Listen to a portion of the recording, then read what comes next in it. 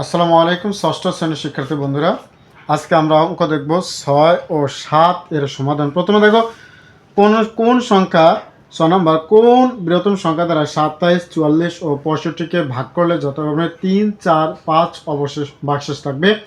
তো বৃহত্তম সংখ্যা করলে আমরা অবশ্যই সেটাকে গসা নির্ণয় করব, আর যেটা অবশিষ্ট থেকে যাবে ভাগশেষ তা মূল সংখ্যা থেকে আমরা সেগুলো মাইনাস করে দেব। তাই আমরা লিখছি যেহেতু বৃহত্তম সংখ্যা দ্বারা 7 40 65-কে ভাগ করলে প্রত্যেকবার 3, 4, 5 অবশিষ্ট থাকে, কাজেই 27 - 3 24 এবং 40 - 4 40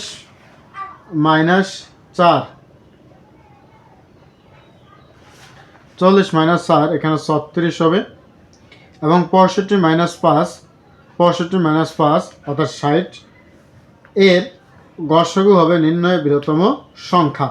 তাহলে এখানে আমার হবে 36। খেয়াল করো, তাই 2 দিয়ে 24 ভাগ করলে যায় 12 বার, আর 2 দিয়ে 36 ভাগ করলে যায় 18। 18 দুগুণা 36, তো এখানে আমরা 18 লিখব। আর 2 60-এর মধ্যে যায় 30 বার। এবার আসো 2 12-এর মধ্যে যায় 6 বার, 18-এর মধ্যে যায় 9 বার, আর 30-এর মধ্যে যায় 15 বার। এবার 3 6-এর মধ্যে যায় 2 বার এবং 9-এর মধ্যে যায় 3 বার, আর 5-এর মধ্যে 15-এর মধ্যে যায় 5 বার। তো খেয়াল করো, আমাদের যখন আমরা গসা নির্ণয় করবো তখন আমরা এখানকার সংখ্যাগুলো নেব। এই যে এখানকার যেগুলোতে আমরা ভাগ করছি, এইখানকার সেই সংখ্যাগুলো আমরা নেব গসাগুর সময়। তাই এখানে পেয়েছি 2 2 3 2 2 3 2 2 4 3 4 12। তাই বৃহত্তম সংখ্যাটি হচ্ছে আমার কত? 12। আসলে বুঝতে পেরেছ। এবার আসো 7 কোন ক্ষুদ্রতম সংখ্যাকে 8, 12, 18, 24 দ্বারা ভাগ করলে প্রত্যেকবার ভাগশেষ 5 হবে।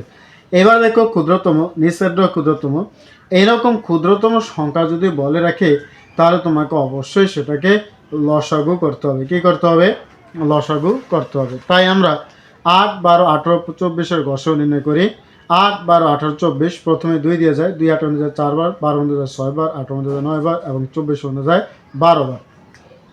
12 দুগুণে 24, 2 4-এর মধ্যে যায় 2 বার, 2 দুগুণে 4, 2 6-এর মধ্যে যায় 3 বার, 3 দুগুণে 6, 9-এর মধ্যে যায় না সেজন্য 9 রেখে দিলাম, 2 12-এর মধ্যে যায় 6 বার, 6 দুগুণে 12। এবার আসো এখনও 2 দিয়ে আমরা ভাগ করতে পারি, যেহেতু জোড় সংখ্যা 2টি আছে।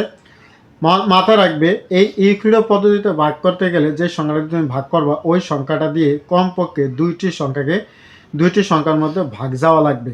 যদি 2টি সংখ্যার মধ্যে তুমি ভাগ না করতে পারো তাহলে ওই সংখ্যা দিয়ে ভাগ দিতে পারবা না। যেহেতু এখনও 2টি জোড় সংখ্যা রয়েছে তাই আমরা 2 দিয়ে ভাগ আবারও করতে পারবো। 2 দিয়ে মধ্যে যায় 1 বার, 3-এর মধ্যে যায় না 3 রেখে দিলাম, 9-এর মধ্যে যায় না রেখে দিলাম, 2 6-এর মধ্যে যায় 3 বার। এইবার 3 দিয়ে এই 3-এর মধ্যে ভাগ যায় তাই আমরা 3 দিয়ে দেবো। 3 1-এর মধ্যে যায় 1 বার, 3 3-এর মধ্যে যায় 1 বার, 3 9-এর মধ্যে যায় 3 বার, 3 3 9, 3 1-এর মধ্যে যায় 1 বার। এবার লসাগু করার সময় আমরা এখান থেকে শুরু করে 1-এর এই পর্যন্ত যতগুলো অঙ্ক পেয়েছি 1 ছাড়া সবগুলো আমরা লিখব। তাই লসাগু লিখলাম 2 2 2 2 পাইছি 3টা, 1 পাইছি 3 পাইছি, এখানে একটা, এখানে একটা, 2টা। লসাগুর সময় আমরা সব লিখব। 2 দুগুণে 4, 4 দুগুণে 8, 3 আর 24, 3 24 72। যেহেতু ক্ষুদ্রতম সংখ্যাটিকে 8, 12, 18, 24 দ্বারা ভাগ করলে ভাগশেষ 5 থাকবে, তাই সুতরাং ক্ষুদ্রতম সংখ্যাটি হবে 72-এর সাথে যেটা অবশিষ্ট থাকবে সেটা যোগ করে দেব, অর্থাৎ 72 যোগ 77। তোমার নির্ণয় ক্ষুদ্রতম সংখ্যা হচ্ছে 77।